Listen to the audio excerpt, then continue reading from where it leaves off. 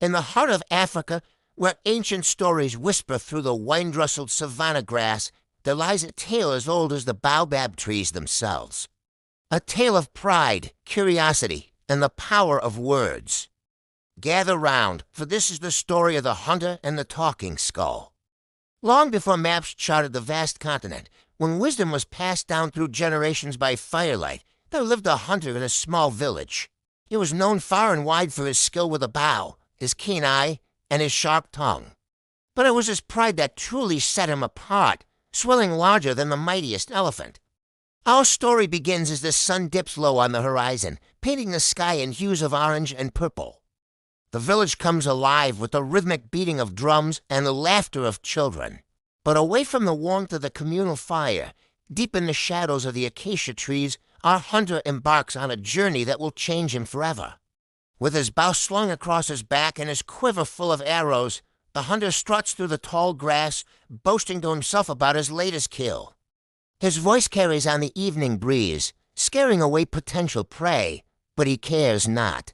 In his mind, he is invincible, the greatest hunter the village has ever known. As night falls and the chorus of crickets fills the air, the hunter finds himself in a part of the forest he's never explored before.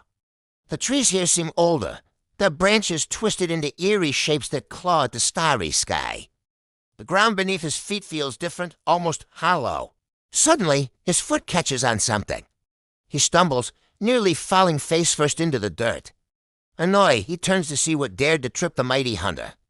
There, half buried in the earth, lies a human skull, its empty eye socket staring up at him accusingly. The hunter laughs, his voice echoing unnaturally in the stillness of the night. Oh, well, he chuckles, kicking at the skull. "What brought you here, my bony friend?" To his shock and horror, the skull's jaw creaks open, and a voice like dry leaves scraping stone whispers, "Talking brought me here." The hunter leaps back, his heart pounding like a war drum in his chest. He blinks rapidly, certain his eyes and ears are playing tricks on him. But no, the skull remains, its hollow gaze fixed upon him. Curiosity overcomes fear, and the hunter leans in closer. "What do you mean, talking brought you here?" he asks, his voice trembling despite his best efforts to sound brave. The skull's jaw moves once more, its words sending a chill down the hunter's spine. "In life, I was much like you, that proud, that boastful.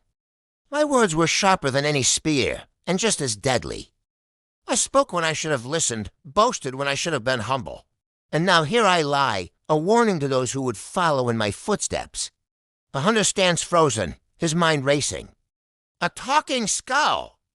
Surely this is a sign from the ancestors. If he brings this marvel back to the village, he will be hailed as a hero. The chief will shower him with honors, and his name will be spoken with reverence for generations to come. Without a second thought, he scoops up the skull, ignoring its protests, and races back towards the village. The night seems to grow darker around him, the shadows longer and more menacing. But the hunter pays no heed, his thoughts filled with visions of glory and adulation. As he bursts into the village, panting and wild-eyed, the celebrations around the fire come to an abrupt halt. Children hide behind their mothers' skirts, and warriors reach for their weapons. Startled by the hunter's sudden appearance, Chief the hunter cries, holding the skull aloft, "Great chief, I have found something miraculous in the forest, a skull that speaks, the village elder." His face lined with wisdom and skepticism, steps forward. "A talking skull," he says, his voice heavy with doubt. "Have the spirits addled your mind, hunter?" No, the hunter insists, thrusting the skull towards the chief. "It's true. It spoke to me in the forest. Tell them," he commands the skull, but the skull remains silent, its empty socket staring blankly into the night. The villagers begin to murmur, some laughing, others shaking their heads in pity. The hunter's face burns with shame and frustration. "It spoke, I swear it. Come with me to the forest, and you will hear it for yourselves." The chief, his patience wearing thin, agrees to follow the hunter back into the forest. A small group of curious villagers trail behind, whispering amongst themselves about the hunter's sanity. As they reach the clearing where the hunter first encountered the skull, a hush falls over the group. The hunter places the skull back on the ground, his hands shaking with anticipation. "Speak," he commands. "Tell them what you told me." but the skull remains stubbornly silent. The chief's frown deepens. "Hunter, you have wasted our time and made a fool of yourself. This is nothing but a dead man's bones." Desperation claws at the hunter's throat. He turns to the skull, pleading now, "Please, you must speak. Tell them how talking brought you here." In that moment, the skull's jaw creaks open once more, but its words are not what the hunter expected talking. "Brought me here," the skull whispers, its voice audible to all, "and talking brought you here too." A collective gasp rises from the villagers. The chief stumbles back, his eyes wide with fear and awe.